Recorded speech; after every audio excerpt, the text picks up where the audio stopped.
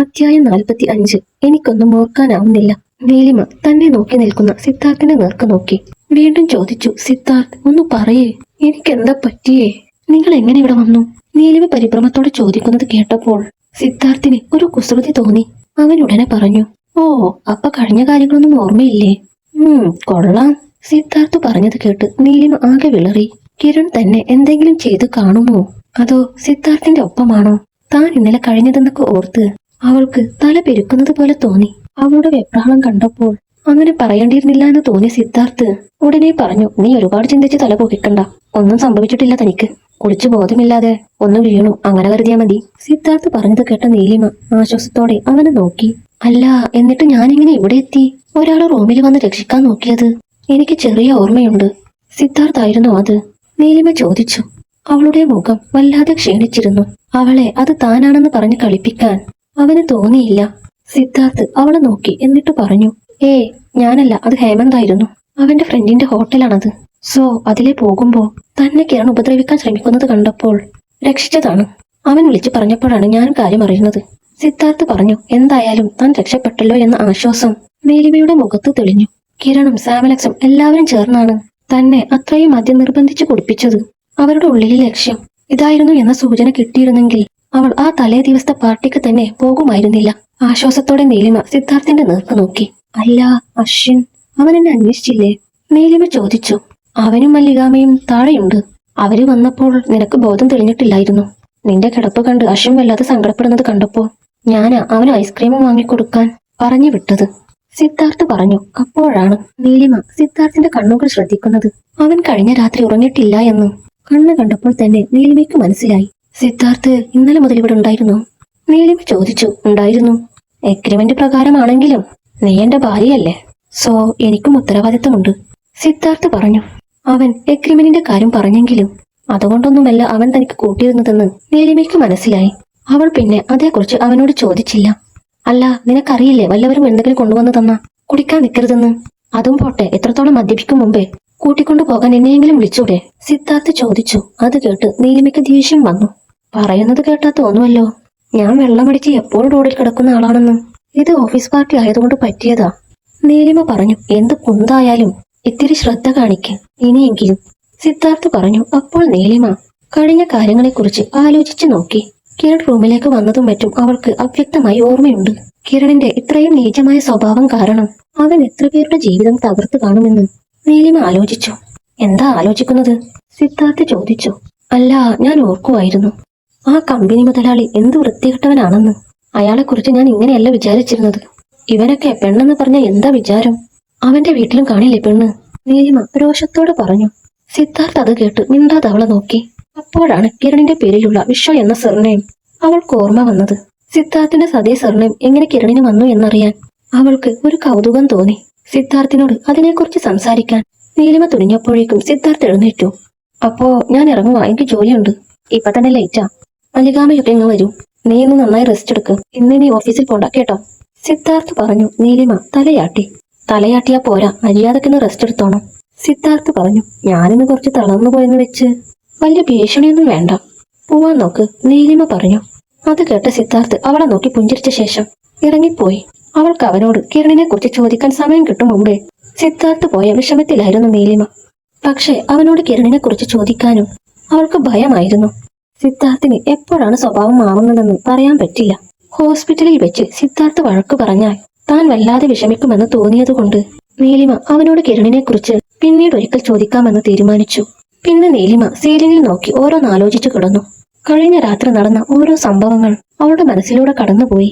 തന്നെ ഇങ്ങനെ ചതിക്കാൻ വേണ്ടിയാണ് സാമലക്സ് സ്നേഹം നടിച്ചു കൂടെ നിന്നതെന്ന കാര്യം ഓർത്തപ്പോൾ തന്നെ സാമലക്സിനെയും കിരണിനെയും ഇനി ഒരിക്കലും വിശ്വസിക്കില്ലെന്ന കാര്യം അവൾ തീരുമാനിച്ചു. അപ്പോഴാണ് അവൾക്ക് സിദ്ധാർത്ഥിന്റെ കാര്യം ഓർമ്മ വന്നത്. ഒരു ദിവസം രാത്രി മുഴുവൻ സിദ്ധാർത്ഥ് അവൾക്ക് വേണ്ടി ഉറങ്ങാതെ കാവലിരുന്നു. എനിക്ക് വേണ്ടി ഇയാൾ ഇത്രയൊക്കെ ചെയ്യോ? കൊള്ളാലോ. അപ്പോ വിചാരിച്ച പോലെയല്ല, ആൾക്ക് സ്നേഹമൊക്കെയുണ്ട്, നീലിമ പുഞ്ചിരിയോടെ പറഞ്ഞു. അപ്പോൾ അവളുടെ ഫോൺ റിങ് ചെയ്തു. നീലിമ ഫോൺ കയ്യിലെടുത്ത് നോക്കി. സൂര്യയാണ്. ഹലോ. നീലിമ ഫോൺ എടുത്ത് ചെവിയോട് ചേർത്തു. ഹലോ നീലിമ മേഡം, ഇത് എവിടെയാണ്? ഞാൻ എത്ര തവണ വിളിച്ചെന്നോ? സൂര്യ പതർച്ചയോടെ പറഞ്ഞു. അവൻ തന്നെ കാണാതെ നന്നായി ഭയന്നിട്ടുണ്ടെന്ന് നീലിമയ്ക്ക് മനസ്സിലായി. സിദ്ധാർത്ഥ് നീലിമയെ തിരയാനിറങ്ങിയപ്പോൾ മുതൽ സൂര്യയും പല ഭാഗത്തും അവളെ തപ്പി നടന്നിരുന്നു. ഒടുക്കം അനുജത്തി വർഷയുടെ കോൾ വന്നപ്പോൾ തിരികെ പോകേണ്ടി വന്നു. നീലിമ സുരക്ഷിതമായി വീട്ടിലേക്ക് മടങ്ങിക്കാരണമെന്ന് കരുതിയാണ് അവൻ തിരികെ പോയത്. സൂര്യ, എനിക്ക് കുഴപ്പമൊന്നുമില്ല, ഞാൻ ഓക്കെയാണ്. നീലിമ പറഞ്ഞു. ഞാൻ ഇന്നലെ ഒരുപാട് അന്വേഷിച്ചു, പിന്നെ ഫോൺ വിളിച്ചു, ആരും എടുത്തില്ല. ആകെ പേടിച്ചു പോയി. മാഡം ഇന്നലെ എവിടെ പറയാതെ പോയത്? സൂര്യ ചോദിച്ചു. അത് തലകറക്കം വന്നപ്പോ ഞാൻ വീട്ടിലേക്ക് പോയതാ. നീലിമ അവനെ കൂടുതൽ ഭയപ്പെടുത്തേണ്ടെന്ന് കരുതി അങ്ങനെ ഒരു കള്ളം പറഞ്ഞു. സൂര്യ അത് കേട്ട് ആശ്വസിച്ചു. ഓ ആണല്ലേ, സമാധാനം. എന്തായാലും മാഡത്തിന് കുഴപ്പമൊന്നുമില്ലല്ലോ. ആശ്വാസം, സൂര്യ പറഞ്ഞു. അപ്പോഴാണ് നീലിമ ഫോട്ടോഷൂട്ടിന്റെ കാര്യം ഓർത്തത്. ആ സൂര്യ, പിന്നെ ഇന്നാണ് മാഗസിൻ പ്ലാൻ ചെയ്ത ഫോട്ടോഷൂട്ട്. നീ റെഡിയായി നിന്നാ ഞാൻ അങ്ങോട്ട് വന്നേക്കാം. നീലിമ പറഞ്ഞു. ആ ഓർമ്മയുണ്ട് മാഡം. സൂര്യ പറഞ്ഞു. നീലിമ ഫോൺ വെക്കാൻ ഒരുങ്ങിയപ്പോൾ സൂര്യ ഉടനെ പറഞ്ഞു. ആ മാഡം, പിന്നെ നമ്മുടെ കിരൺ സാറിനെ ഇന്നലെ പോലീസ് അറസ്റ്റ് ചെയ്തത്ര. കാര്യം എന്താണെന്നറിയില്ല, ഓഫീസിലെല്ലാരും പറയുന്നത് കേട്ടു. സൂര്യ പറഞ്ഞു. ഓ ആണോ? നീലിമ പറഞ്ഞു. കിരണിന്റെ മേൽ താൻ ഇതുവരെ പരാതിയൊന്നും കൊടുത്തിട്ടില്ല, പിന്നെ എങ്ങനെയാണ് അയാളെ പോലീസ് അറസ്റ്റ് ചെയ്തതെന്ന് നീലിമ ആലോചിച്ചു. മാഡം ഓക്കെ അല്ലേ ഇപ്പോ? സൂര്യ വീണ്ടും ചോദിച്ചു. അതേ സൂര്യ, എനിക്ക് കുഴപ്പമൊന്നുമില്ല. നീ റെഡിയായി മാഗസിൻ ഫോട്ടോഷൂട്ടിന് വരാൻ നോക്ക്. അവിടെ വെച്ച് കാണാം. നീലിമ ഫോൺ കട്ട് ചെയ്തു. നീലിമ വീണ്ടും ഓരോന്ന് ഓർത്തുകൊണ്ട് കിടന്നു. ഒരു പക്ഷേ പോലീസിൽ ഈ കാര്യം അറിയിച്ചത് ഹേമന്ത് തന്നെയായിരിക്കുമെന്ന് അവൾ ഊഹിച്ചു. മറ്റാരും ആ കാര്യം അറിഞ്ഞു കാണാൻ വഴിയില്ല. ഹേമന്ത് അപ്പോൾ അവിടേക്ക് തന്നെ രക്ഷിക്കാൻ എത്തിയില്ലായിരുന്നു എങ്കിൽ തനിക്ക് എന്ത് സംഭവിക്കുമായിരുന്നു എന്ന് ഓർത്തപ്പോൾ അവൾക്ക് വീണ്ടും ശരീരം തളരുന്നത് പോലെ തോന്നി. കിരണിന് അവൻ അർഹിക്കുന്ന ശിക്ഷ തന്നെയാണ് കിട്ടിയത്. എന്തായാലും പോലീസ് ഇടിച്ച് പദം വരുത്തി കാണും. അല്ല, ഇനി അവൻ VIP ആയതുകൊണ്ട് അവരൊന്നും ചെയ്യാതിരിക്കോ? അങ്ങനെയാവില്ല. എന്തായാലും പോലീസ് പൊക്കി നാണം കെട്ടു കാണും. തൽക്കാലം അത് മതി. അവൻ ഇനിയും നാണം കെടണം. ഇതുപോലെ അവൻ കാരണം എത്ര സ്ത്രീകൾ ബുദ്ധിമുട്ട് അനുഭവിച്ചു കാണും. ശാവം, നീലിമ മനസ്സിൽ പറഞ്ഞു. അപ്പോൾ അവൾക്ക് അശ്വിന്റെ മുഖം ഓർമ്മ വന്നു. തനിക്ക് വല്ലതും സംഭവിച്ചിരുന്നുവെങ്കിൽ ആ കുഞ്ഞിന് ആരും ഉണ്ടാവില്ല. സിദ്ധാർത്ഥ് അവനെ കൈവിടില്ല. പക്ഷേ അത് എത്ര കാലം ഉണ്ടാവുമെന്ന് പറയാൻ കഴിയില്ല. സിദ്ധാർത്ഥിന്റെ സ്വന്തം കുട്ടിയൊന്നുമല്ലല്ലോ അശ്വിൻ എന്ന് നീലിമ ആലോചിച്ചു. അവൾക്ക് അവന്റെ ഭാവി ഓർത്തപ്പോൾ വിഷമം തോന്നി. കുറച്ചു സമയം കഴിഞ്ഞപ്പോൾ മല്ലികയും ഒപ്പം അശ്വിനും ഹോസ്പിറ്റൽ മുറിയിലേക്ക് നീലിമയെ കാണാനായി കയറി വന്നു. അമ്മ! അശ്വിൻ കണ്ട പാടെ നീലിമയെ വന്ന് കെട്ടിപ്പിടിച്ചു. നീലിമ അവന്റെ മുടിയിൽ തലോടി. അമ്മയുടെ അച്ഛൻ പേടിച്ചു പോയോ? നീലിമ കൊഞ്ചലോടെ കുഞ്ഞിനെ നോക്കി ചോദിച്ചു. ശരിക്കും പേടിച്ചു പോയി ഞാൻ, അശ്വിൻ പറഞ്ഞു. അത് കേട്ട് നീലിമ അവനെ ചേർത്ത് പിടിച്ച് ചുംബിച്ചു. പേടിക്കണ്ടാട്ടോ, അമ്മയില്ല കൂടെ, നീലിമ പറഞ്ഞു. ശരിക്കും എന്താ മോളെ ഇന്നലെ സംഭവിച്ചത്? മല്ലിക ആകാംക്ഷയോടെ ചോദിച്ചു. ഞാൻ പാർട്ടിയിൽ ഇത്തിരി ഓവറായി കുടിച്ചുപോയി മല്ലികാമേ. അവരെ നിർബന്ധിച്ചപ്പോ പറ്റിപ്പോയതാണ്, നീലിമ പറഞ്ഞു. എത്ര നിർബന്ധിച്ചെന്ന് പറഞ്ഞാലും സൂക്ഷിക്കണ്ട മോളെ. സാരല്ല, കുഴപ്പമൊന്നും പറ്റിയില്ലല്ലോ. ഭാഗ്യം, മല്ലിക പറഞ്ഞു. ശരിക്കും നടന്ന സംഭവം പറഞ്ഞാൽ മല്ലികയും തന്റെ കുഞ്ഞും പേടിക്കുമെന്ന് കരുതിയാണ് നീലിമ അങ്ങനെ പറഞ്ഞത്. എന്തായാലും ഓഫീസ് പാർട്ടി ആയാലും ഇനി ഒരിക്കലും താൻ മദ്യപിക്കില്ല എന്ന് നീലിമ മനസ്സിൽ തീരുമാനിച്ചു. മദ്യപിക്കില്ലെന്ന് മാത്രമല്ല, സാമലക്സിന്റെയും കിരണിന്റെയും കാര്യത്തിൽ അല്പം കൂടി ജാഗ്രത കാണിക്കണമെന്ന് അവൾക്ക് തോന്നി. മോളെ കാണാതെ ഞാൻ ആകെ പേടിച്ചു പോയി. അപ്പൊ സിദ്ധു വിളിച്ചു പറഞ്ഞു ഇവിടെയുണ്ടെന്ന്. അച്ചു തീരെ ഉറങ്ങിയിട്ടില്ല ഇന്നലെ, മല്ലിക പറഞ്ഞു. അത് കേട്ട് നീലിമ അശ്വിനെ നോക്കി. അതെന്താ അച്ചുകുട്ടി ഇന്നലെ ഉറങ്ങാതിരുന്നേ? നീലിമ കൊഞ്ചലോട് ചോദിച്ചു. അമ്മയെ ഗ്രാൻഡ്പ പിടിച്ചോണ്ട് പോയെന്ന് ഞാൻ പേടിച്ചു, അതാ ഉറക്കം വരാഞ്ഞത്. ഡാഡിയും ഇന്നലെ വന്നില്ല, അശ്വിൻ പറഞ്ഞു. നീലിമ അവന്റെ കവിളിൽ തലോടി. പോട്ടെ, സാരില്ല, നീലിമ പറഞ്ഞു. ഇന്നലെ മുഴുവൻ സിദ്ധുമോൻ ഇവിടെയായിരുന്നു അല്ലേ? മല്ലിക പുഞ്ചിരിച്ചുകൊണ്ട് ചോദിച്ചു. നീലിമ അതെ എന്ന് തലയാട്ടി. നന്നായി, മോൾ ഒറ്റക്കായില്ലല്ലോ. സിദ്ധുമോൻ ഈ പുറമേ കാണിക്കുന്ന ദേഷ്യമൊക്കെ ഉള്ളൂ, വെറും പാവാണ്, മല്ലിക പറഞ്ഞു. അത് ശരിയാണെന്ന് നീലിമയ്ക്ക് തോന്നി. അവൾ സിദ്ധാർത്ഥ് നേരം പുലരും വരെ തന്നോടൊപ്പം ഇരുന്ന കാര്യം വീണ്ടും ഓർത്തു. സമയം കടന്നുപോയി. ഹോസ്പിറ്റലിൽ മല്ലിക നീലിമയ്ക്ക് ഓറഞ്ച് എടുത്ത് പൊടിച്ചു കൊടുക്കുകയായിരുന്നു. അപ്പോൾ ഫോട്ടോഷൂട്ടിന്റെ കാര്യം വീണ്ടും ഓർത്ത നീലിമ പറഞ്ഞു. മല്ലികാമേ, നമുക്ക് വീട്ടിൽ പോയാലോ? ഡോക്ടർ എന്താ പറഞ്ഞേ? നീലിമ ചോദിച്ചു. വൈകുന്നേരം പോവാമെന്ന് പറഞ്ഞിട്ടുണ്ട്. സിദ്ധു വന്നിട്ട് പോവാ മോളെ, മല്ലിക പറഞ്ഞു. അത് പോരെ മല്ലികാമേ, എനിക്ക് ഓഫീസിൽ പോണം. ഇത്തിരി പണിയുണ്ട്. മല്ലികാമ ഡോക്ടർ അടുത്ത് ചെന്ന് ചോദിക്ക് ഇപ്പൊ ഡിസ്ചാർജ് ചെയ്യാൻ പറ്റുമെന്ന്, നീലിമ പറഞ്ഞു. അത് വേണോ മോളെ? ഇന്നൊരു ദിവസം റെസ്റ്റ് എടുത്തൂടെ? ഒട്ടും വയ്യല്ലോ നിനക്ക്, മല്ലിക ചോദിച്ചു. പോയേ പറ്റൂ മല്ലികാമേ, നീലിമ പറഞ്ഞു. മല്ലിക പിന്നെ ഒന്നും പറഞ്ഞില്ല. പറഞ്ഞാലും നീലിമ പിന്നെ തീരുമാനം മാറ്റില്ല എന്ന് അവർക്കറിയാം. മല്ലിക ഡോക്ടറുടെ അടുത്ത് ചെന്ന് സംസാരിച്ചു. ഉച്ചയൊക്കെ ആയപ്പോൾ നീലിമയെ ഡിസ്ചാർജ് ചെയ്തു. അവൾ വീട്ടിലെത്തിയ ഉടനെ ഒന്ന് കുളിച്ച ശേഷം ഓഫീസിലേക്ക് ഇറങ്ങി. മല്ലിക അശ്വിനെയും എടുത്ത് അവൾ പോകുന്നത് നോക്കി നിന്നു. നീലിമ തീരെ അവശയായിരുന്നു. അവൾക്ക് നടക്കാൻ ബുദ്ധിമുട്ട് തോന്നിയതുകൊണ്ട് മല്ലിക കാറിൽ കൊണ്ടുവിടാൻ ഡ്രൈവറോട് പറഞ്ഞു.